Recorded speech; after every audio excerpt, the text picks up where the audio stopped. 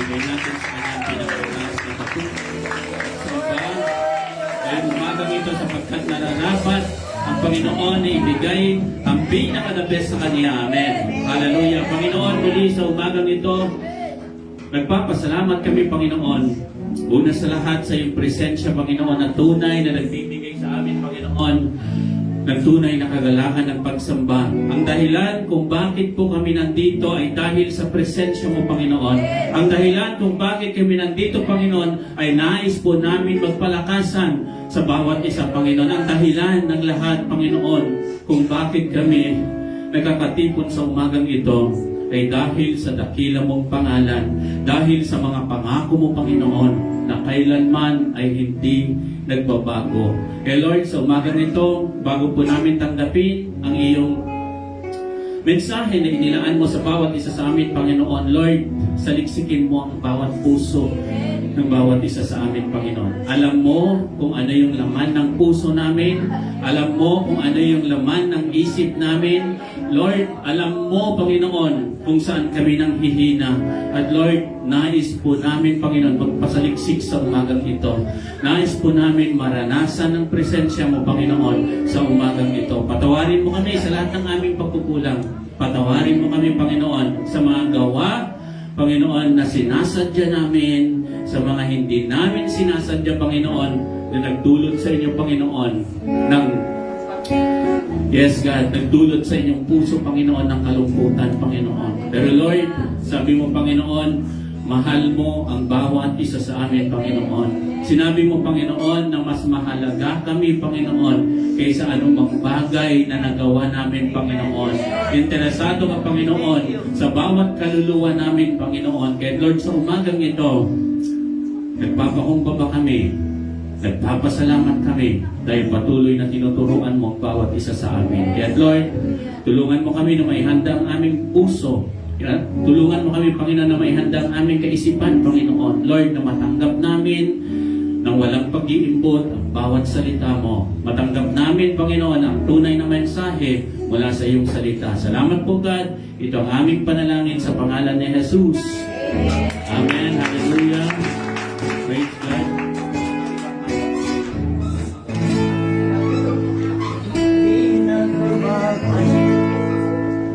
Hello? Okay. Okay, good morning po sa inyong lahat. Good morning. Yung ipatulong po. Morning, Pastor. Na-bless po ba kayo sa pag-worship natin? Amen. We feel Hello. the presence of the Lord. Hello? Hello? Hello? Bakit parang mic natin? Okay? So, kung na-bless po tayo sa ating pag-worship ngayong umagang ito, dapat nakahanda tayong tanggapin yung mas mahalaga pa sa pag-aawitan natin. Amen?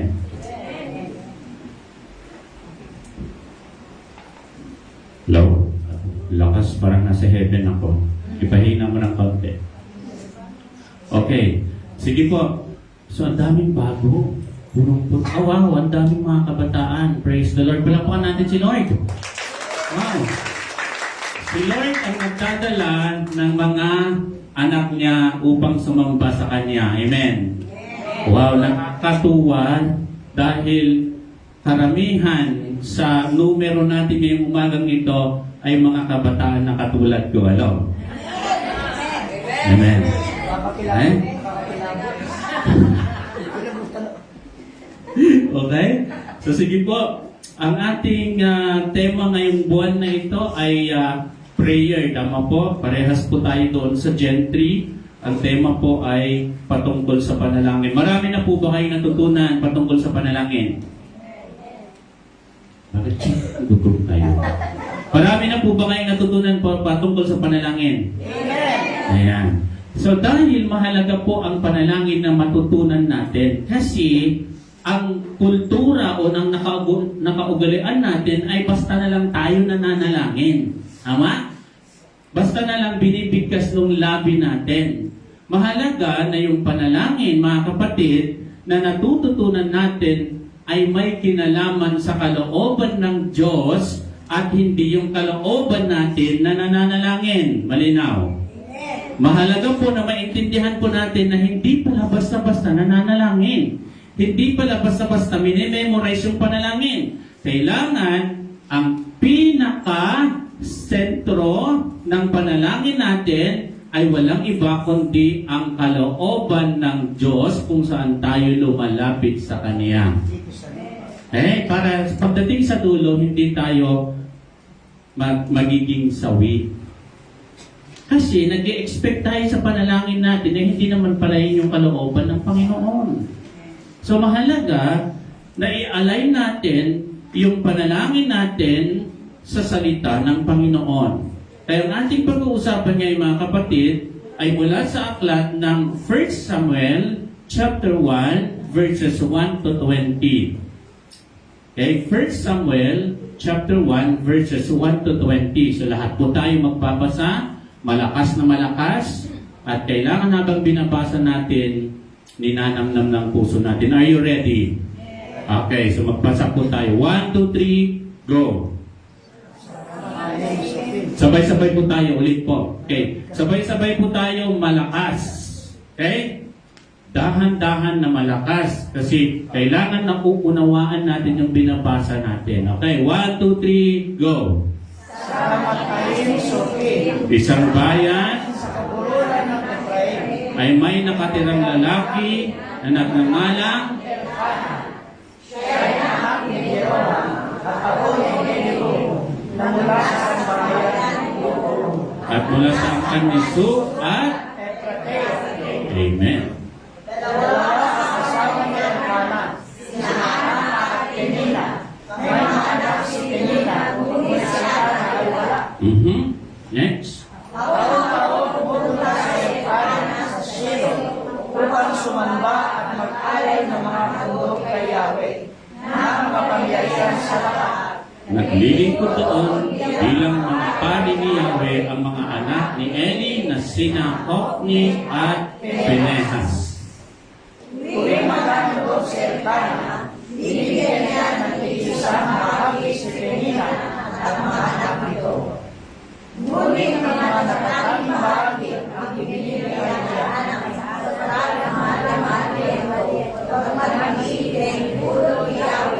Na ito'y magkaanak.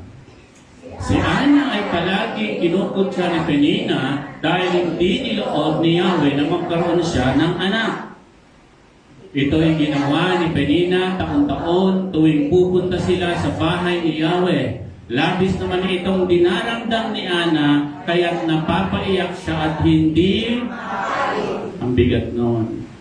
Kaya nilapitan siya ni Elkanah at tinatanong, Ana, bakit umiiyak ka na naman at ayaw mong kumain?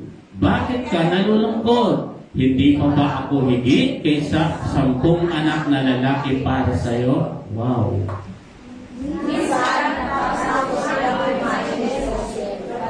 Nalungkot na pumunta si Ana at manalangin sa bahay ni Yahweh. Nagkataon na nakaupo sa may pintuan ng bahay ni Yahweh ang paring si Eli. Buong pait na lumuluha si Ana at taimtim na nanalangin kay Yahweh. Ganito ang kanyang panalangin. Lakasan po natin. Yahweh, Diyos na makapangyarihan sa lahat. Kung papakinggan ninyo ang inyong abang lingkod at inyong pong kahahabagan, kung hindi ninyo ako pababayaan, sa halip ay pagkalooban ng isang anak na lalaki.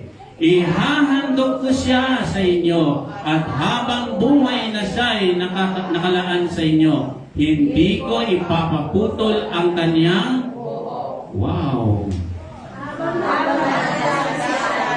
Ang bibig niya'y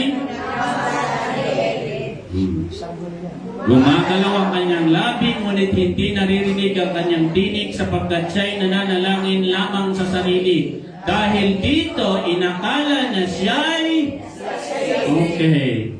Verse 14. Kaya lumapit ito at sinabi sa kanya, tama na yung paglalasing mo. Tigilan mo na ang pag-inom ng alak at Okay. 15. Hindi po ako lasing, sagot ni Ana, ni hindi po ako tumitikim ng alak. Ang damdamin ko po'y naghihirap at Amen. Huwag po sana ninyong isipin ang inyong lingkod ay masamang babae. Ipinapahayag ko lamang ang matinding paghihirap ng aking damdamin. Dahil dito sinabi ni Eli, ipanatag mo ang iyong sarili at umuwi ka na, ang Diyos ng Israel ang tutugon sa iyong kahilingan. Praise God. Sumagot si Ana, magkatotoo po sana ang iyong sinabi tungkol sa akin. Pagkasabi niyon, bumalik at 19. Kinabukasan,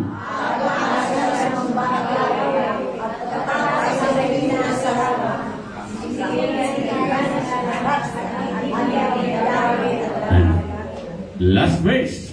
Nagbuntis siya, tumating ang araw na siya'y magsilang ng isang sanggol na lalaki. Samuel ang ipinangalan niya rito sapagkat ang sabi niya, hiningi ko siya kay Yahweh. Father God, in the name of Jesus, salamat Panginoon sa iyong salita na naipahayag sa aming kalagitnaan, Panginoon. Lord, inaanyayahan namin ang iyong banal na spirito na siyang magturo sa bawat isa sa amin, Panginoon, dahil nais po namin maunawaan ang bawat salita mo sa aming mga buhay. Sapagkat ang salita mo, Panginoon, ay tunay na tanglaw, tunay na ilaw sa aming dinaraanan. Salamat po, God, at ang aming panalangin sa pangalan ni Jesus. Amen. Amen. Okay. Napakamadamdamin itong kwento na to. Anong pangalan ng babae? Ana. Okay. So, dito, makikita natin kung ano ang nagagawa ng panalangin. Sabihin natin panalangin. O sa English ay? Prayer. Okay. Habang nagbabasa kayo kanina, habang binabasa ninyo yung mga, para kayo nagpipray. Prayer ng iba. So, umpisa malakas. Habang tumatagal, hindi mo na maintindihan. Hanggang sa, isa na lang yung nagbabasa. Minsan ganito tayo sa church. Sa umpisa, malakas tayong manalangin. Habang tumatagal tayo sa church, nawawala yung ating buhay na panalangin. Kaya tignan ninyo yung church naman, habang tumatagal, imbis na paunlad ng paunlad, pabagsak ng pabagsak, pahina ng pahina. Bakit? Kasi yung mga anak sa loob ng church, nakakalimutan na nilang mag-pray. Okay, so ang ating title ngayong umagang ito ay Prayer Beyond Miracles. Panalangin na higit pa sa himala. So, when God's purpose is not only to answer your request, but to shape your heart. Pag nanalangin ka, hindi lamang yung masagot yung panalangin mo, kundi ang unang-unang gagawin ng Panginoon na dapat natin mapansin sa buhay natin ay tayo ay una niyang binabago.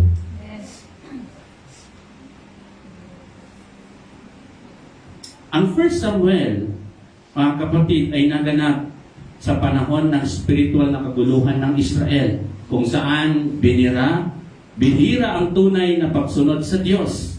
Sa gitna ng pambansang krisis, pinili ng Diyos na kumilos sa pamamagitan ng isang babaeng baog at sugatan ng kanyang puso. Sino siya? Si Ana o si Hana. Okay? Ang pangalang Hana o Ana, mga kapatid, sa salitang Hebrew ay Tiana. Okay? Tiana. Na ibig sabihin ay biyaya o grasya ng Panginoon. Parang gusto ko na magpalit ng pangalan. Kasi yung pangalan ng Ana ay grace o grasya. No? Bagamat siya ay dumaranas ng kahihiyan at matinding kalungkutan, yung kapaitan ng kanyang kaluluwa. Okay, tignan po natin yung kalungkutan, yung tinaranas natin na mga pagsubok na problema sa buhay, yung kaluluwa natin ang unang-unang nagsasuffer. Ang description nga is kapaitan. Okay? Napakapait na karanasan. Okay? Hindi hindi siya nagdalawang isip na inilapit, no, ang kanyang karamdaman sa ating Panginoon. Dininig ng Panginoon ang kanyang daing at ipinanganak si Samuel.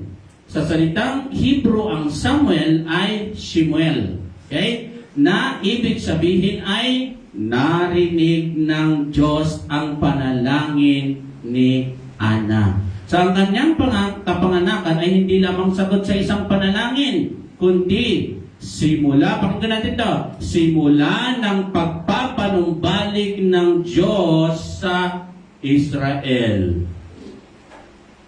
Meron pang mas malalim, mas malawak na layunin ang Diyos dun sa panalangin ni Ana na magkaroon siya ng anak. Mga kapatid, madalas ang Diyos ay naghahanda ng dakilang gawain sa pamamagitan ng mga taong dumaraan sa matinding paghihirap. Tingnan niyo yung salitang to. Yung bawat pinagdaraanan natin, especially parents, pakinggan niyo po, bihira lang pa ako nandito. Dito po kayo. Sa bawat pagsubok, sa bawat pinagdaraanan natin, tatandaan ninyo, may layunin ang Diyos. Kaya tigilan niya yung hugot. Kundi, Lord, ano ang layunin mo dito sa sitwasyon namin? Amen. Amen. Amen. Lord, ano ang layunin mo? Ano yung purpose, Panginoon, sa pinagdaraanan ko? So, ang sakit ni Hana ay naging daan upang maita si Samuel. Si Samuel ang propetang gagamitin ng Diyos upang ihanda ang Israel sa bagong yugto ng kanyang plano. Bagong yugto. Sa bawat trials, sa bawat pagsubok, merong yugto na napakagandang plinano ng Diyos at napakaganda nito. Ikaw ay instrumento. Kala mo wala kang saysay, kala mo wala kang silbi, pero ginamit ka ng Diyos sa sitwasyon na yan para ipahayag niya yung mas magandang layunin niya. Ang gutom talaga.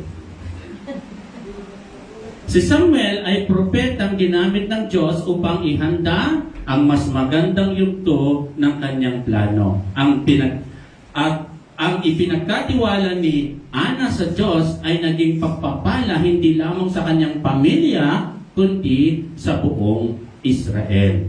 So, isa sa pinakamalaking tanong ng mga mananampalataya pagdating sa panalangin ay, bakit may mga panalangin na hindi sinasagot ng Diyos? Naging katanungan nyo rin po ba sa sarili nyo? Lord, bakit ang tagal-tagal ko lang nananalangin? Bakit hanggang ngayon hindi mo binibigay? Diba, minsan mapapatanong tayo, totoo bang may Diyos?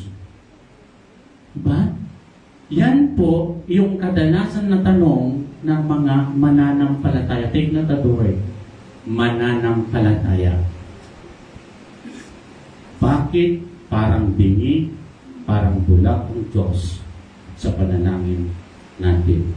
Mga kapatid, may mga pagkakataon na tayo ay nananalangin para sa kagalingan, ngunit bakit may namamatay pa rin? Nagpipray tayo para gumaling ang isang tao, pero bakit nagkakasakit pa rin? Nananalangin tayo para sa pamilya natin, ngunit may mga problemang patuloy na nangyayari pa rin. Asaan doon ang kapangyarihan ng panalangin? Kung sa literal na pag-i-interpret natin, sa literal na pag-unawa natin, parang hindi naman totoo ang panalangin. So iniisip ng iba na ang panalangin ay paraan upang makuha ang gusto sa Diyos. Kaya ako nagpipray kasi gusto ko ito, Lord. Gusto ko yan, Lord. Gusto ko ito, Lord. Ito ang gusto kong mangyari. Pero nakita natin doon sa panalangin ni Ana, tama? Gusto niyang magkaanak, hindi sinagot agad ng Diyos, nung sinagot ng Diyos, hindi yun dahil sa panalangin niya magkaanak, kundi matupad yung mas malaking plano ng Diyos, yung layunin ng Diyos sa Israel. Amen. Amen. So, ang Biblia mga kapatid, pagdating sa panalangin ay hindi instrumento para kontrolin natin ang Diyos sa gusto natin. Kundi ang panalangin ay paraan upang tayo ay magbago sa Diyos. Magbago yung kalooban natin, magbago yung pananaw natin pagdating sa Diyos. Okay? Hindi ang panalangin ay pagkontrol sa Diyos. Ang panalangin ay paraan upang tayo ay magbago o mabago pagdating sa Diyos. Makikita po natin yan dito sa ating teksto ngayong umagang ito. So, ang pinakamahalagang sagot, mga kapatid, sa panalangin ay hindi ang pagbabago ng sitwasyon natin, kundi ang pagbabago ng puso natin. Amen.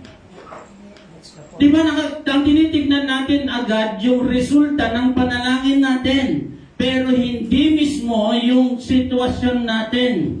Tayo mismo, kaya dito mga kapatid, napakahalaga na makita natin na pag lumapit tayo sa Diyos, hindi man mabago yung sitwasyon natin, pero magkaroon tayo ng kapayapaan sa loob natin. Amen. Ang hirap-hirap mag-iisip kung punong-puno ka ng alalahanin sa buhay.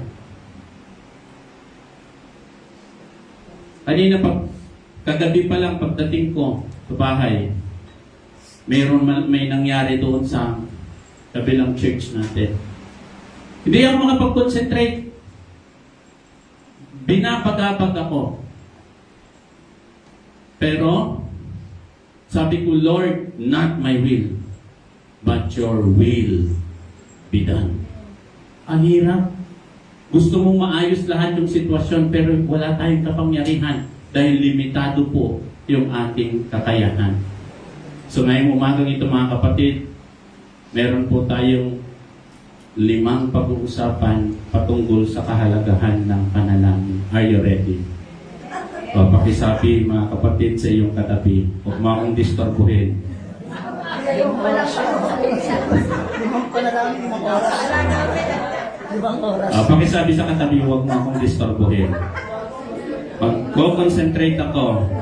Ayaw kong lumabas na wala akong natutunan. Palakpakan po natin si Lord, okay? Okay, so balik po tayo dun sa verse 5. Okay. Verse 5 to 7 po tayo.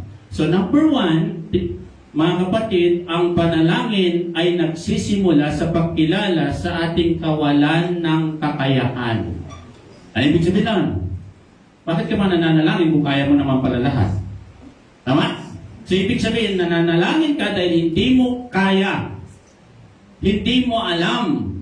Kaya nananalangin ka dahil humihingi ka ng saklolos sa Diyos. Amen. So tingnan po natin sa verse 5. Sabi niya, ngunit ang mga natatanging bahagi ang ibinibigay niya kay Ana sapagkat mahal na mahal niya ito, bagamat hindi ipinahintulot ni Yahweh na ito'y magkaanak. Love na love ni Elkanah si Ana. Mahal na mahal niya, lahat ng pinaka-the best na pabor ay ibinibigay niya kay Ana. Kahit wala siyang anak, ganun yung pagmamahal ni Elkanah. So tignan po natin. So si Hana ay nasa sitwasyon wala siyang magawa. Hindi siya magkaanak.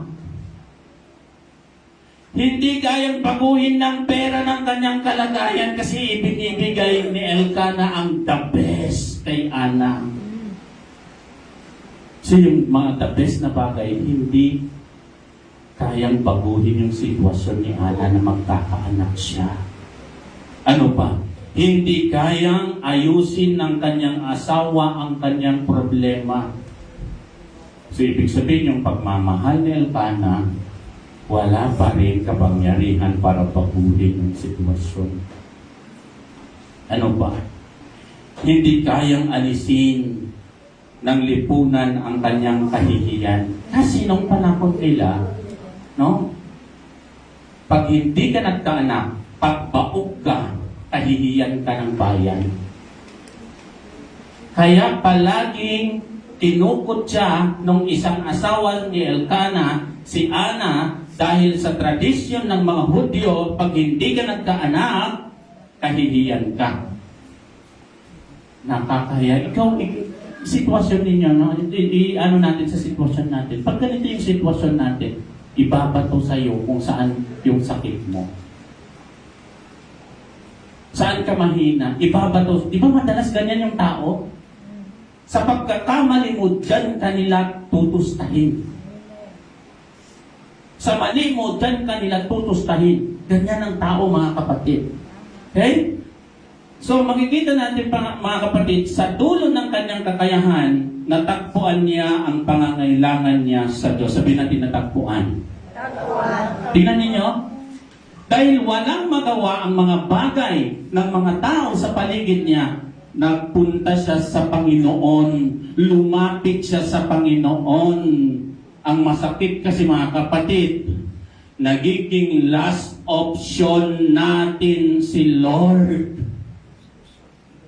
Marami ang lumalapit sa Diyos dahil wala na silang makitang solusyon sa kanilang problema. Pero, tingnan natin, kahit last option mo si Lord, ikaw pa rin yung uunahin niya. Amen. Amen. Akala mo wala ka ng pag-asa sa buhay. Akala mo wala nang tatanggap sa'yo. Akala mo wala nang magandang mangyayari sa buhay mo. Pero nung lumapit ka kay Lord, wow! May magandang plano pala si Lord sa'yo. Kaya may mga kaibigan po tayo, may mga kaibigan kayo na parang sumusuko na sa buhay. Encourage nyo, lapit sila sa Panginoon. Tignan po natin sa theological interpretation pagdating po dito. Tignan po natin. Ang isa sa layunin ng Diyos sa pagpayag ng mga pagsubok ay dalhin tayo sa punto ng pagdepende sa Kanya. Meron tinatawag na self-sufficiency. Yung nagtitiwala ka sa kakayahan mo, sa sarili mo. Ibig sabihin, pag sarili, pwedeng nagtitiwala ka sa pera, nagtitiwala ka sa connection, nagtitiwala ka sa pinag-aralan mo. Lahat ng meron ka ay doon mo ibinubuhos yung tiwala mo. Tawag doon, self-sufficiency. Kaya hinahayaan ng Panginoon na umabot ka doon sa dulo ng kawalan para makita mo na wala kang magagawa kung wala ang Diyos sa buhay mo. Mabait ba ang Diyos? Amen. Yes! Kahit siya yung last option mo, pag lumapit ka, yayakapin ka niya, tatanggapin ka niya. Mga kapatid, ganyan kabuti yung Diyos na pinaglilingkuran mo. Amen. Kaya pinapayagan ng Diyos ang ating brokenness upang makita natin ang ating pangangailangan sa Kanya. Ang sabi nga ni Jesus doon sa Matthew chapter 5 verse 3, sabi niya doon, mapalad ang mga dukha sa Espiritu. O sa Ingles, blessed are those poor in spirit. Yung mga taong alam niya, wala siyang alam na ibigay sa Diyos, kundi yung sitwasyon na meron siya. Akala natin nag-o-offer tayo ng mga bagay sa Diyos, pero yung mabubuting bagay na yan galing sa Diyos. Ang hindi galing sa Diyos ay yung mga sitwasyon natin na bakit? Huwag mong tignan katabi mo. Oy, aray ko. Walang pangit dito ah. Yung pangit na sitwasyon natin, yung pangit na nakaraan natin, yun yung i-offer natin kay Lord kasi si Lord lang ang magpapago nun ng maganda. Amen. Nandiyan nahihiya pa nga tayong umamin kay Lord eh. Lord, nagmarites ako kanina umaga sa kapitbahay namin, Lord. Yun yung pagtitignan natin yung prayer, yun yung kaya natin i-offer sa Kanya. Kasi yung mga bagay, halimbawa ang pera, Kung ano yung binibigay natin in the ministry, galing kay Lord, bless ka kasi ni Lord kayo nakakapagbigay ka. Amen. Amen. Hindi kailangan ni Lord yun. Ang kailangan niya yung katapatan ng puso mo na lumalapit sa Kanya. Amen? So, hindi hadlang ang ating kahinaan sa Diyos. Hindi niya tinignan, hindi ka pwedeng lumapit sa akin, madumi ka. Hindi ka pwedeng lumapit sa akin kasi ganyan ka kahapon. Kundi pag lumapit ka sa Diyos na may pagpapakumbaba, Panginoon, eto ako. Panginoon, nagkasala ako. Panginoon, kailangan kita. Hindi nagdadalawang isip ng ang Panginoon na buksan yung kanyang arms para yakapin ka. Amen. Ganon kabuti ang ating Panginoon. Sa katunayan mga kapatid, madalas ito ang lugar kung saan nagsisimula ang kanyang pinakadakilang gawain. Yung brokenness natin. Pag bumagsak ka, pag nadapa ka, pag nagkasala ka, doon mo makikita yung dakilang gawain ng Panginoon sa buhay. Amen. Yung mga nakaraan natin, kung bakit tayo nandito, bakit tayo matatag ngayon sa pananampalataya, dahil dun sa nakaraan natin na inabot tayo ng Diyos. Amen. Hindi ka nandito ngayon, hindi ka matatag dahil perfect ka, kundi naging matatag ka dahil dumaan ka dun sa brokenness. Amen. Nakita mo, yung Diyos lang pala ang kakampi mo sa buhay. Amen. Amen. Ang lungkot mo. Number 2. Verse 9 and 10. Verse 9 and 10. Okay, minsan matapos silang kumain sa Shilo, malungkot na pumunta si Ana at nanalangin sa bahay ni Yahweh. Nagkataong nakaupo sa may pintuan ng bahay ni Yahweh ang paring si Eli. Verse 10, pakilagay mga kapatid. Buong pait, grabe, sabi niya dito, buong pait na lumuluha si Ana at taimtim na nanalangin kay Yahweh. Kaya mga kapatid, ang panalangin ay pagpasok sa presensya ng Diyos higit pa sa paghahanap ng himala. Tingnan ninyo. Pag nanalangin kayo, ang unang-una na dapat pumasok sa isip at puso nyo, maranasan natin yung presensya niya una. Kasi madalas pag nananalangin tayo, Lord, gusto ko yun. Yung gusto lang natin. Pero yung presensya ng Diyos, ayaw natin. Tama? Gusto natin mabago yung sitwasyon natin, pero ayaw natin baguhin ng Diyos yung sarili natin. Gusto lang natin yung sitwasyon ang mabago. Gusto lang natin yung himala ng Diyos sa atin. So pagkatapos ng taon ng paghahandog sa Shilo, sa verse 9 and 10, tumayo si Hana mula sa pagkain at lumapit sa bahay ng Panginoon. Tingnan niyo yung salita. Kumakain sila, kinukot siya, masama yung puso niya, masama yung sitwasyon niya, pero ang unang ginawa niya, pagtayo niya, lumapit sa presensya ng Panginoon. Pumunta siya sa Shilo upang sambahin ng Diyos sa kanyang sitwasyon. So how many of us here na mas pipiliin natin sumamba sa Diyos kapag dumaraan tayo ng matinding punos ng buhay? So makita natin dito, ang katapat ng mga matinding problemang dumarating sa atin ay worship.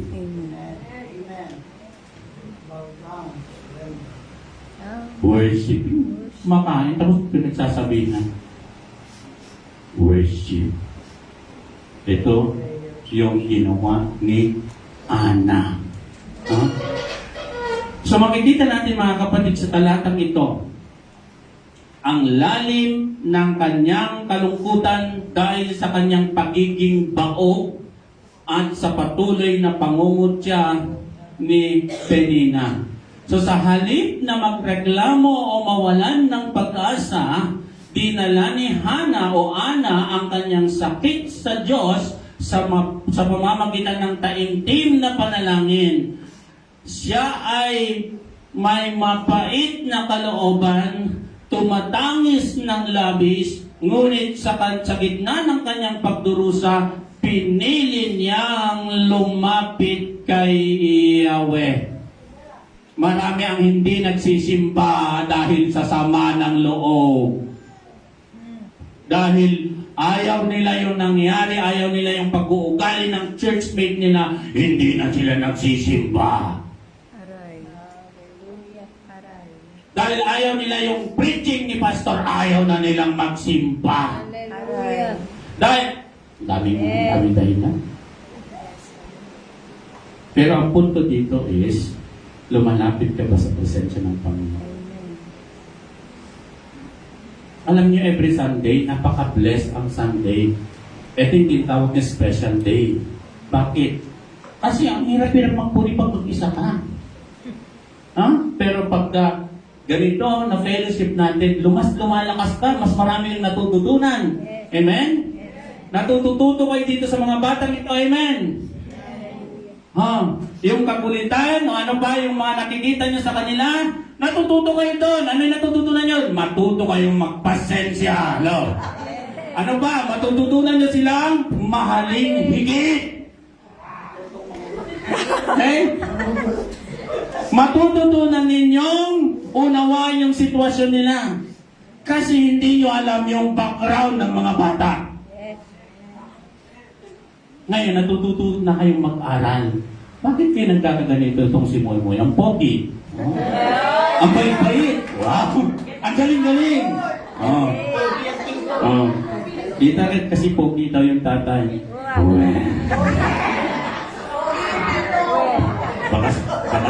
Baka sa tito na. Okay. So, tingnan po natin to, Karamihan sa mga tao ay naghahanap ng kamay ng Diyos, ngunit ang tunay na pananampalataya ay naghahanap muna ng mukha ng Diyos. Amen. Ito yung sinasabi ko kanina. Nakatingin tayo dun sa himala. No? Nakatingin tayo dun sa himala, yung gagawin ng Diyos. Pero yung presensya ng Diyos, nakalimutan na natin. Ulitin ko. Madalas, nakatingin tayo dun sa himala, pero nakalimutan natin yung nagbibigay ng himala. Ibig sabihin, yung blessing ang malinaw sa mata natin, pero malabo yung blesser sa atin. Okay? Malabo si Lord. Malabo yung presensya ni Lord. Kaya pag nakuha mo man yung iyong pinapanalangin, ginawan mo ng paraan pansamantala lang yung kaligayahan na nandyan, yung kagalakan. Pero pagdating sa presensya ng Panginoon, ano man bagyo dumarating sa iyo, patuloy kang nagpupuri sa Diyos. Pakisabi mo sa katabi mo, si Lord ang blesser mo, huwag kang malilito. Si Lord ang blesser mo, huwag kang malilito. Kung saan-saan tayo kasi tumitingin ang nagbibigay ng pagpapala. Lahat naman tayo instrumento ni Lord ng pagpapala. Amen. Ay, napakaganda oh. Lahat tayo gamitin ng Panginoon para ipahayag niya yung pagpapala niya sa atin, sa kapwa natin. Pero huwag tayo malilito. Si Lord ang blesser natin. Amen. Huwag kayo malilito. Okay? So maraming Kristiyano ang mas interesado sa biyaya kaysa sa Diyos na nagbibigay ng biyaya. Mas gusto natin ang pagpapala kaysa yung presensya ng Panginoon. Kaya mas madalas napupuno ang church pag anniversary. Kasi ang daming giveaway. Tunay. Tama? Napupuno talaga yung church pag mayroong party. Pero pag regular Sunday service, Bible study, sis, brother, mag-busy ako, tayo mong gagawin ngayon. Kung masakit dito, masakit. Lahat na lang masakit. Lahat. Sinabi ng masakit. Pag sinabi mong, may ibibigay yung foundation, pila tayo doon! Tama. Masakit pero totoo. Amen. Bakit? Kasi nakatingin tayo doon sa pagpapala at hindi yung presensya ng Diyos.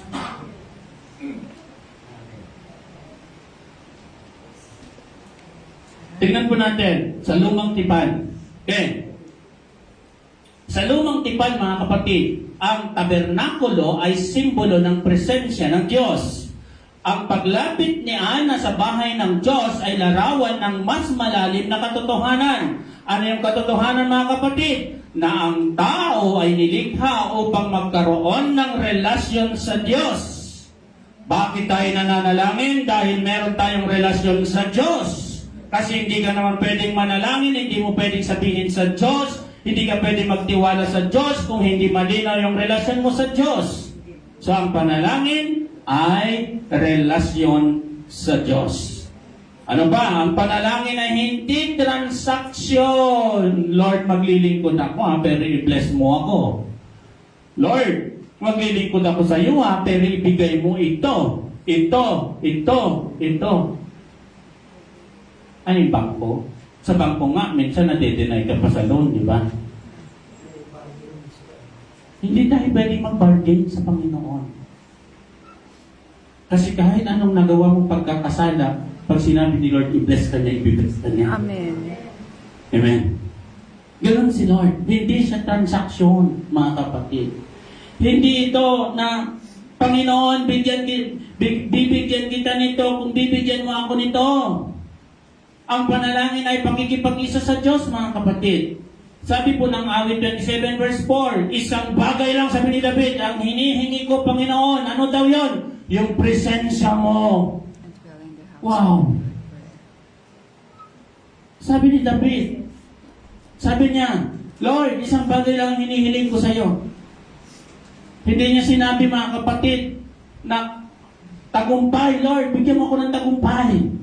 Pag tagumpayin mo ako, Lord, hindi niya sinabi. Hindi niya sinabi na, Lord, bigyan mo ako ng kayamanan para mapamahalaan ko itong napakalaking Israel na ito na napakatigas ang ulo, napakareklamo, ang dami ginawa ng mga Israelita. Pero hindi niya hiningi yun.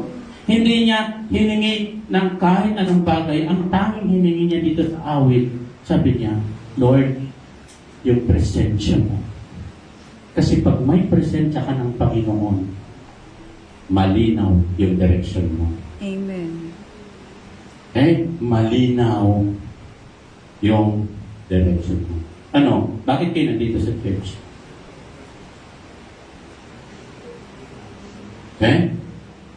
Bakit nahihirapan na kayo? Nagkukulang kayo? Minsan iniinsulto pa kayo? Pero bakit kayo nandito sa church? Dahil ang motibo ng puso natin ay yung presensya ng Diyos. Wala nang dapat dahilan kung bakit kayo nagsisimba tuwing linggo dito sa May. Dapat ang tanging dahilan ninyo kung bakit kayo nandito gusto nyong maranasan yung presensya ng Panginoon. Dapat yun yung motibo ng puso natin, mga kapatid. Amen. Amen? At ano ba sabi ng Matthew 6:33? Seek ye first the kingdom of God and His righteousness, and all these things shall be added unto you. Ang focus natin kasi minsan, mga kapatid, again, ulitin ko, yung bagay, yung himala, pero napakalinaw dito, mga kapatid, na idinadagdag ng Panginoon ang mga bagay na kailangan mo pero hindi ang gusto mo. Iba yung gusto mo at iba yung kailangan mo. Ang tanging nakakaalam kung ano yung kailangan mo ay yung Diyos na lumikha sa iyo. Amen. Maliwanag. Magkaiba yung gusto mo sa kailangan mo. Hindi mo kailangan magkaroon ng gusto mo, magkaroon ka ng iPhone 14, 17, o kung ano man yung gusto mo. Pero pag titignan ng Lord yan, hindi mo yan kailangan para maligtas ka. Amen. Magkaiba yung gusto at sa kailangan natin. Okay, mga kapatid? Motibo ng puso ang mahalaga sa paglapit sa Diyos. Yung presensya ng Diyos ang dapat motibo ng puso natin. Amen. May natututunan po ba kayo? Amen. Number 3 na po tayo kasi 20 po ito. Okay? So, ang panalangin mga kapatid, sa panalangin, binabago muna ng Diyos ang tao bago ang sitwasyon. Grabe ito. Okay? Tao muna ang binabago ng Diyos bago ang sitwasyon. Tignan po natin sa verse 18. Paki-plus mo kapatid. Verse 18. Wow, ang ganda. Verse 18. Tignan po natin. Sabi niya, wala na yung Tagalog ko. Ayan. Sumagot si Ana, magkatotoo po sana ang iyong sinabi tungkol sa akin. Pagkasabi, tingnan ninyo, nung nanalangin na siya, pagkasabi bumalik sa kanilang tinutuluyan at kumain, wala ng bigat. Kaya pag nanalangin ka, dapat nawawala na yung kabigatan mo kasi in-offer mo sa Panginoon. So ano ibig sabihin mga kapatid? Di ba minsan, nakakita na ba kayo ng pagkahaba-habang panalangin? Mayroon? Di ba? Tingnan, pansinin ninyo yung mga tao sa loob ng church. Napakahaba manalangin, ang lalalim ng mga salitang ginagamit, ang daming mga verses, naiyak pa nga, minsan naluhod pa nga, minsan humihiga pa nga, pero ang tanong, pagkatapos ng panalangin, may nagbago ba? May nagbago ba? Pakinggan natin ito ng mabuti. Pag lumapit ka sa presensya ng Diyos, may nagbabago sa ating pagkatao. Amen. Amen. Pagkatapos mag-pray, pagkabahaba, may iyak pa, tumbling pa. Pagkita mo sa labas, wala naman nagbago.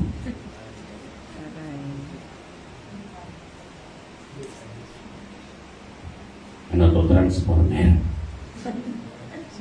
Nag-iiba. Pag na. So, napakahalagang verse na ito mga kapatid. Pagkatapos manalangin ni Ana, siya ay umalis at kumain at hindi na malungkot. Tingnan niyo to, hindi pa sinagot ni Lord. Tama? Yung panalangin niya. Hindi pa sumagot si Lord dun sa panalangin niya. Wala pang anak. Ano pa? Wala pang himalang nangyari dyan. Tama?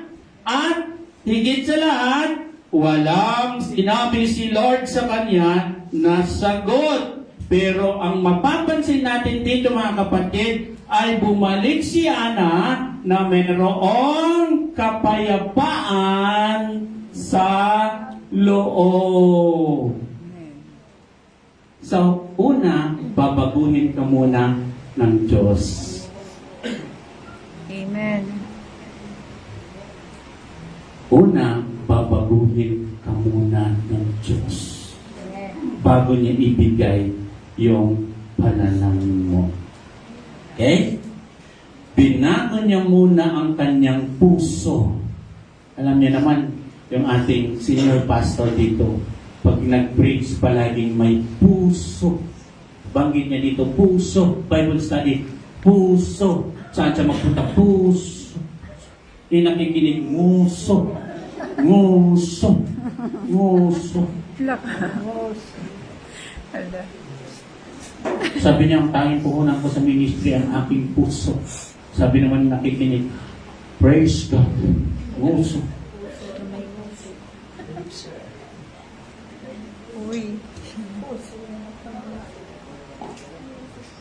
Puso mo nang binabago ng Diyos pag lumalapit tayo. Okay? Hindi yung sitwasyon natin. In theology, mga kapatid, ito ang madalas nating hindi nauunawaan pagdating sa panalangin. Na kapag tayo ay nananalangin, may tatlong bagay na maaaring gawin ng Diyos. Pag nanalangin ka, pwede niyang baguhin yung sitwasyon mo. Amen. Pag nanalangin ka, pwede niyang baguhin yung puso mo. Amen. So, ibig sabihin, pag lumapit ka sa Diyos, dalawa lang ang pwedeng mangyari sa'yo. Gawin niya, baguhin niya yung sitwasyon mo at baguhin niya rin yung puso mo. Nagpapatibok na sa puso mo. Okay? Babaguhin niya, pwede natin maranasan both. Yung sitwasyon at yung puso natin. Sa kaso ni Ana, binago muna ng Diyos ang loob bago ang kanyang kalagayan.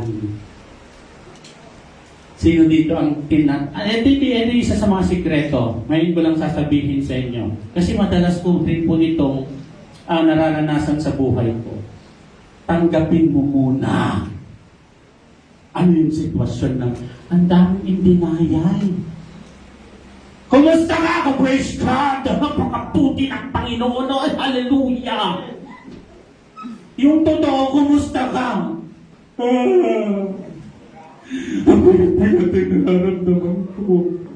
Magpakatotoo ka, ang daming mga leader na marunong makinig.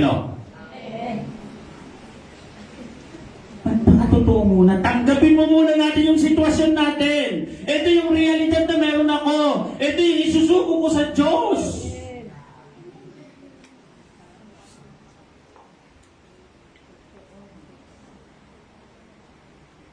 Tanggapin mo muna natin yung realidad.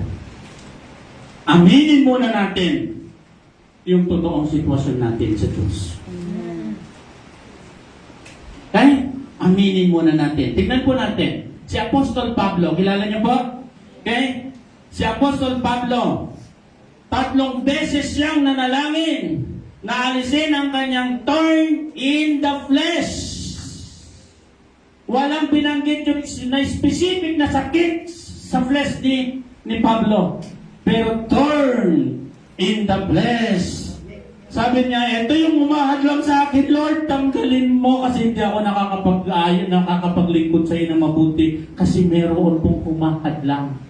Pero anong sagot ng Panginoon? Tingnan natin. Pansinin po natin dito sa 2 Corinthians chapter 12 verse 9. Ang sagot ng Panginoon sa kanyang panalangin, kahit ilang beses na siyang nanalangin na, Lord, tanggalin mo ito. Pero ang sabi niya, my grace is sufficient. So, bakit hindi tinanggal ni Lord yung sakit ni Apostol Pablo? Pero si Apostol Pablo naging tanyag na mga ngaral ng Panginoon sa likod ng kanyang sakit. Kasi ang sabi ng Panginoon, magagawa mo lahat yan kasi yung grasya ko ay sapat, higit sa pangangailangan mo. Di ba minsan, pag i-assign ka nila, ako ang layo, wala akong pumasahe. Buti na nandito sa ating baby kahit malayo. Hello? Ha? Ang dami natin rason. Buti nandito yung taga-Emerald. No? Ngayong people natin. Ang dami nating rason pag inutusan tayo. Ano ba yung mga halimbawa ng sakit? No? Halimbawa, si Sister Alice. Ano mo na lang mga kapatid. Okay? Si Sister Alice. Pwede niya sabihin na pwede bang hindi na ako magsimba kasi nahirapan ako hinihingal akong pumakit dyan sa taas kasi itong sakit ko. Sakit. Pero, ano na sa isip niya? Yung grasya ng Panginoon kung bakit ako nagpapatuloy sa gawain. Amen. Hallelujah. Yung iba, di lang binati. Ayoko na.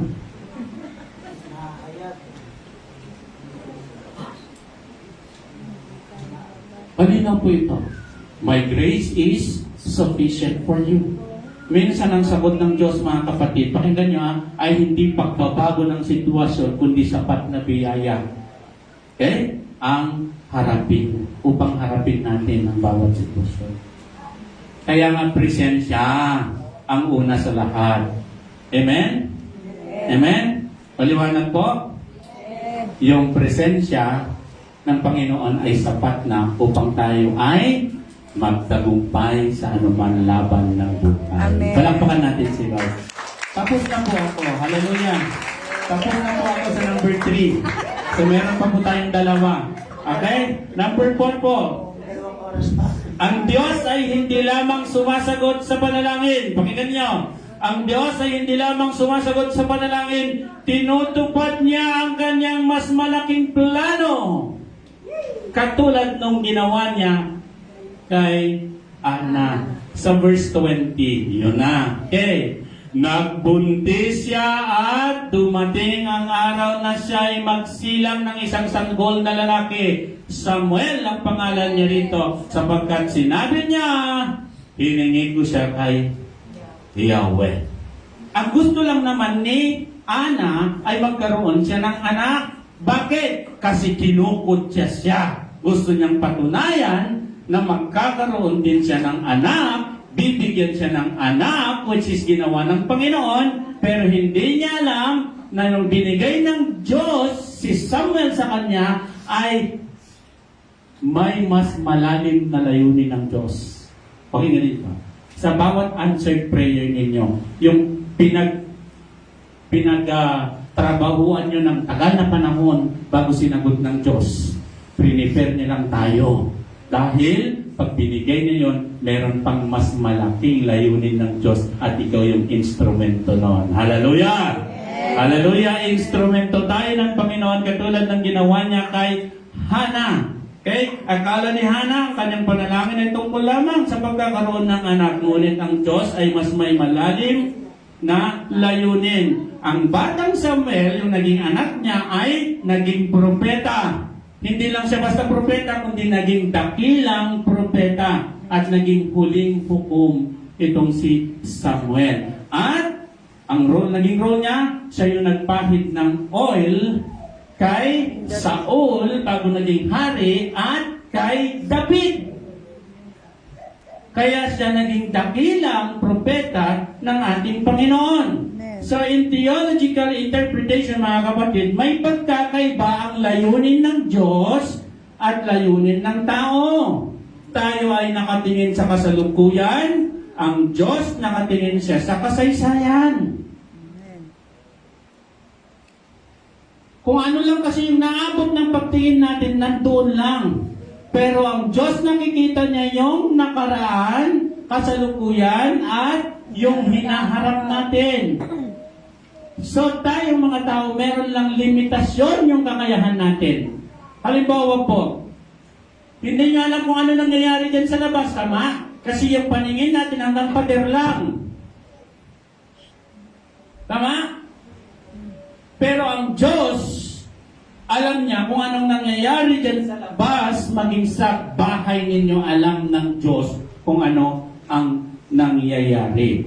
So minsan, kaya matagal ang sagot ng Diyos ay dahil ang panalangin ay konektado sa mas malaking layunin, mga kapatid. Kaya iniisip natin, mga kapatid, sa bawat panalangin na hindi sumasagot, akala natin, hindi pinapakinggan ng Diyos. Pero may proseso. Lahat dinadaan niya sa proseso. Pakisabi sa katabi mo, gantay ka. Gantay ka. Kung mamadali ka palagi. Gantay ka. Hindi natin pinamadali. Si Lord hindi nagmamadali. Diba sabi nyo sa 2 Peter, ang 1,000 taon sa iyo, parang isang araw lang sa Diyos. Huwag mo mamadaliin si Diyos, ang Diyos. Kasi pag sabi ng Jeremiah, nasa sinapupunan ko pa na ng iyong nanay, may plano ng Diyos. So hindi natin pwedeng madaliin ang Diyos. Kaya kasi nagmamadali. Dati nagmamadali akong kaya ako hanggang ngayon umaasa pa rin ako. Darating. Kaya tignan po natin para maunawaan natin to. Romans chapter 8 verse 28. Maunawaan natin yung mga pangit na sitwasyon natin at yung mga magagandang mga bagay na sitwasyon natin. May mga pangit tayong karanasan, pero may mga bagay din tayong maganda na karanasan. Ano pang gusto niyong unahin ko doon? Pangit o maganda? Maganda. Ito ang sagot ng Biblia kasi wala po akong kakayahan para ipaliwanag sa inyo kung ano yung bakit may pangit na sitwasyon kayo. Sabi ng Romans 8:28, basahin po natin. 1, 2, 3, go. Alam natin, para sa ikakabuti ng silang mga tinawag ayon sa kanyang pakisabi sa katabi mo, may layunin ang Diyos sa iyo. Sa'yo. Sa akin, sa kanya. Sa May layunin ng Diyos. Pero, tingnan natin, yung layunin ng Diyos, ang proseso niyan, mga kapatid, ay sabi niya, alam natin ang lahat ng bagay, pangit na sitwasyon mo, mabuting sitwasyon mo, mayroong mabuti. layunin ang Diyos. Amen. Okay, tingnan po natin. Okay. Ang Romans 8:28 ay nagpapaalala na ang Diyos ay may mabuting layunin sa lahat ng nangyayari sa buhay natin. Especially sa buhay ng kanyang mga anak. Kahit ang pagsubok, kabiguan, kahit sakit, okay? Kahit sakit, mga kapatid, merong plano ang Diyos. Sa pangit at mabuti, may layunin ng Diyos para sa ikakabuti ng bawat isa sa atin. Amen. Kaya di ba, hindi mo gusto yung sitwasyon mo, pero magiging blessing ka pa rin sa iba. Ha? Katulad ng ganila, halimbawa ko kanina, makukulit yung mga bata. Halimbawa, yung mga natin, may mga makukulit na bata. Nagiging blessing sila kasi una, tinuturuan tayo ng Panginoon na magkaroon ng mahabang pasensya. Amen? So, hindi tayo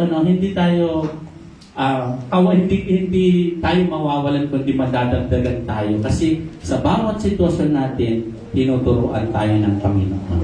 So, hindi sinabing lahat ng bagay ay mabuti dito sa verse natin, mga kapatid. Kundi sinabi, ginagamit ng Diyos ang lahat ng bagay para sa kabutihan ng Kanyang layunin, yung purpose ng ating Panginoon. Kaya ngayon, maiiwasan na natin ngayon yung magagalit sa kapwa natin, yung pagtatanim natin ng sama ng loob sa kapwa natin. Dahil alam natin na kahit nangyari, kahit nag-away kayo, kahit nagtampuhan kayo, sino dito mag-asawa? Pakitaas naman yung kamay dito. Sigurado po kayo. Okay. Diba?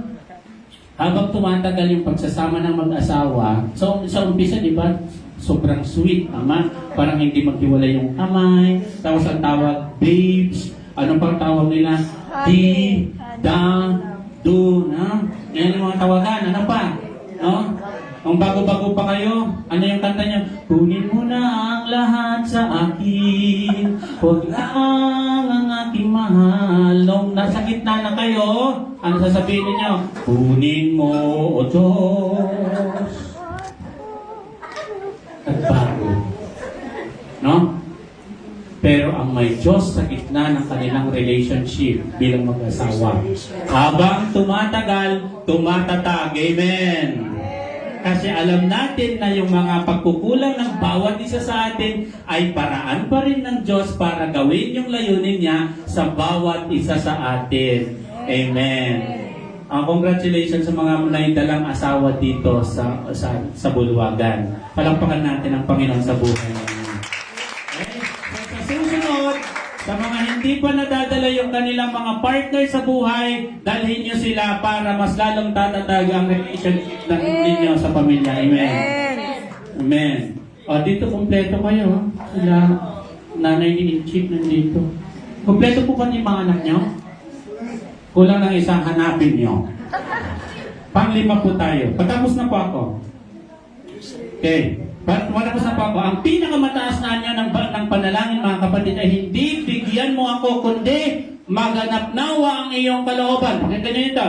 Okay. Ang pinakamataas na anyo ng panalangin ay hindi bigyan mo ako nito, Lord, kundi Lord, maganap ang iyong kalooban. Hallelujah. So, tignan po natin. Si Hannah, sa kanyang panalangin, sabi niya, naway bigyan mo ako, Lord, ng anak. Ang sabi ni Jesus doon sa Gethsemane, sabi niya, Ama ko, hindi ang kalooban ko, kundi ang kalooban mo. So dito, makikita natin ang sukdulang layunin ng panalangin. Pakinggan ninyo, kaya hindi basta-basta ang nananalangin. Okay, dito makikita natin ang sukdulang layunin ng panalangin. Hindi para yumuko ang Diyos sa ating kagustuhan, kundi para yumuko tayo sa kalooban ng Diyos. Amen.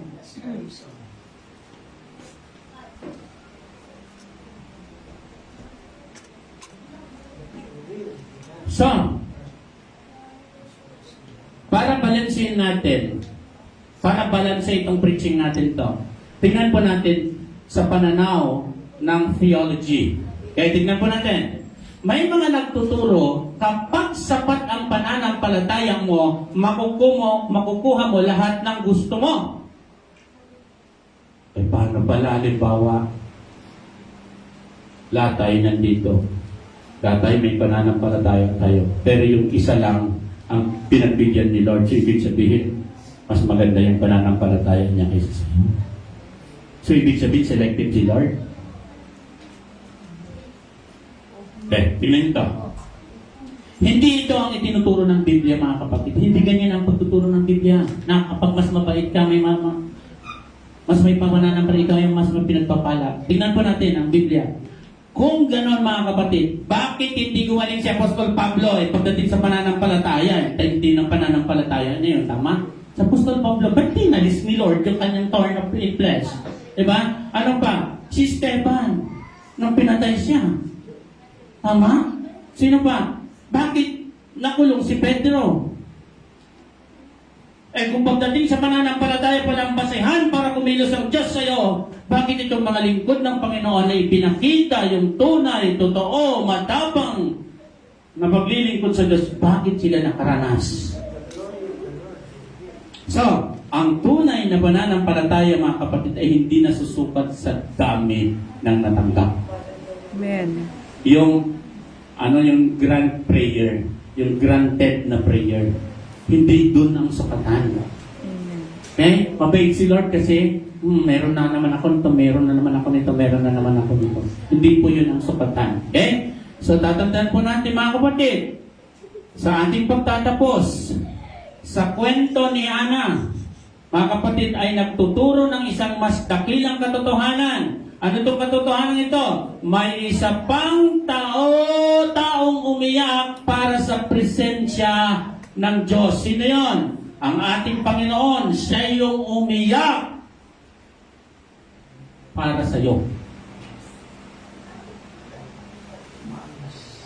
May isa pang nagbuhos ng kanyang kaluluwa sa panalangin. Sino yun? Si Lord Jesus dun sa Gethsemane. May isa pang nagsabi, hindi ang aking kalooban, kundi ang iyo. So sana ganito tayo manalangin. Para sa mga churchmate natin, para sa ibang mananampalataya, para sa ibang tao, dapat ganito rin tayo. Katulad ni Kristo, ito yung tinuturo, mga kapatid, yung panalangin. Tignan po natin, sabi ni Jesus, hindi ang aking kalooban, kundi ang iyo ang mangyari. Sa krus, mga kapatid, tila hindi sinagot ng Ama ang kanyang daing. Diba sabi niya, Ama, bakit mo ako pinabayaan? Diba? Ngunit sa pamamagitan ng kanyang kamatayan at muling pagkabuhay, dumating ang pinakadakilang sagot para sa sangkatauhan. Ano yon? Ikaw at ako ay nagkaroon ng kaligtasan. Palakpakan natin si Lord. So, mga kapatid, maaaring tahimik ang langit, ngunit hindi kailanman natulog ang Diyos sa sitwasyon mo. Amen. Kita ka ni Lord. Ramdam ka ni Lord. Amen? So sa ating pagtatapos sa kwento ni Hana, natutunan natin na ang panalangin ay hindi lamang daan upang makuha ang ating hinihiling, kundi isang makapangyarihang proseso kung saan hinuhubog ng Diyos ang ating puso habang tayo ay naghihintay, mga kapatid. So maaaring hindi agad nagbabago ang ating sitwasyon, ngunit ang presensya ng Diyos, unti-unting nababago ang ating pananaw, pagtitiwala, at ang ating pananampalataya. Ang himala ay hindi lamang sa pagdating ng sagot, kundi sa pagbabago ng taong nananalangin. Kaya check mo yung sarili mo. Kung madasalin kang tao tapos hindi nagpapago yung ugali mo, baka mali yung motibo mo. Tulad ni Ana, maaari tayong lumabas sa presensya ng Diyos na may luha, ngunit may kapayapaan naman sa loob. At sa tamang panahon, ang Diyos na nakikinig ng tahimik sa mga panalangin natin ay siya rin Diyos na kumikilos ayon sa kanyang perpektong kalooban sa bawat isa sa atin. Kaya wag lamang hanapin ang sagot. Hanapin ang nagbibigay ng sagot. Dahil sa huli, ang pinakamalaking himala ng panalangin ay ito. Pakinggan natin. Hindi lamang ang pagbabago ng sitwasyon, kundi ang pagbabago ng anyo ng ating puso. Palakpakan po natin ang Panginoon. Nawa, marami po kayong natutunan ngayong umagang ito. Nawa na bless po kayo. Tayo po tayong lahat. Tayo po ay manalangin. Hallelujah. Hallelujah, hallelujah.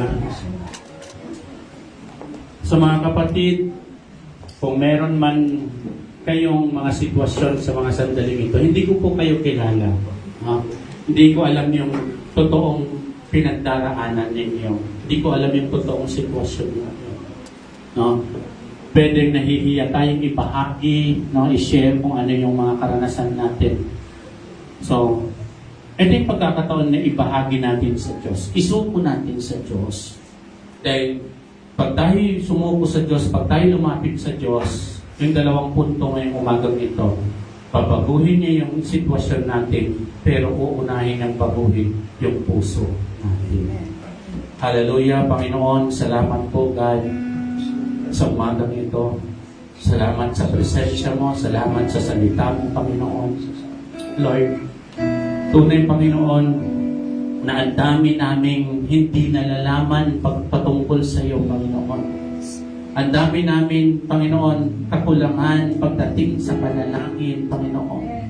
Lord, salamat po dahil ipinaalala mo sa amin, Panginoon, na mahalaga ang bawat isa.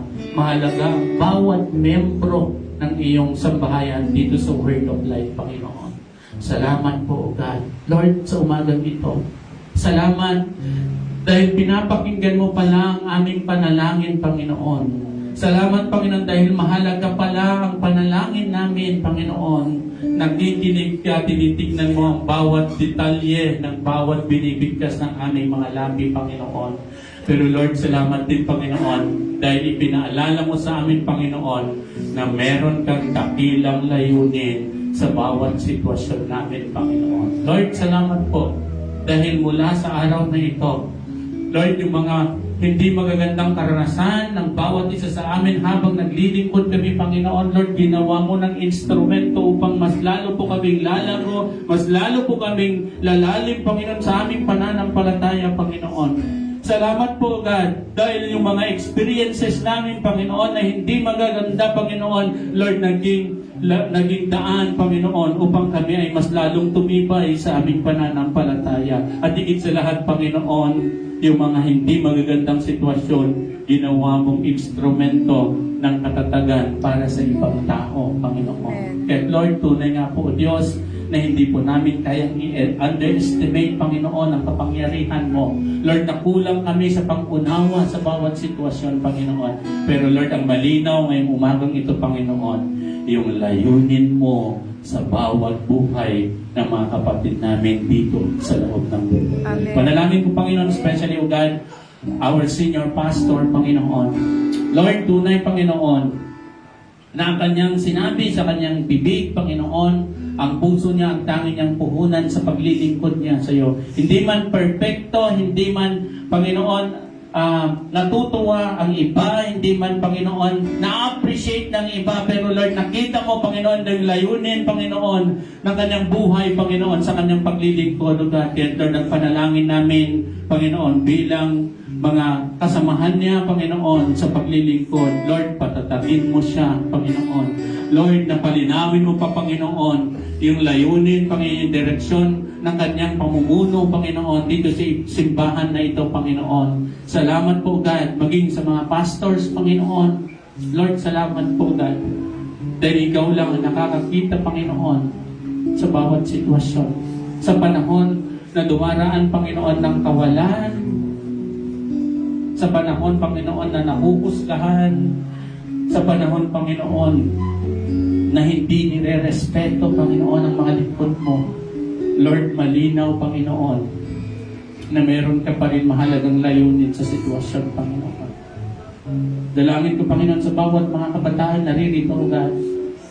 Lord, ito'y magandang simula, Panginoon, upang yung layunin mo sa buhay nila, Panginoon, na sinabi mo sa Jeremiah 29:11, Panginoon, na napakaganda ang plinano mo sa bawat buhay ng mga kabataang ito. Nawa, Panginoon, ang bawat magulang ng mga kabataang ito ay makakasama namin sa paglilingkod, Panginoon. Lord, ang mga kabataang ito, Panginoon, na sila, O God, ang susunod, Panginoon, na mamamahala, Panginoon, sa iyong upasan, Panginoon, sa bahay-sambahan, Panginoon. Lord, na word of life, Panginoon, na ginagamit mong instrumento upang magkaroon, Panginoon, na mga lingkod, na may takot, na may pagmamahal sa iyo, Panginoon. Lord, salamat po, God.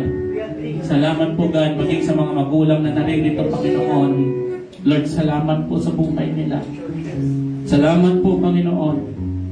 Dahil tunay na pinapatunayan mo, Panginoon, na mayroong magagawa ang panalangin sa bawat sitwasyon nila. Pagpalain mo ang mga magulang na naririto. Proteksyonan mo sila, palakasin mo ang sambahayan nila, Panginoon. Amen. Salamat po, God, sa umagang ito. Muli, Panginoon, ang papuri, ang pasalamatan ay tanging sa iyo lamang sa pangalan ni Jesus. Amen.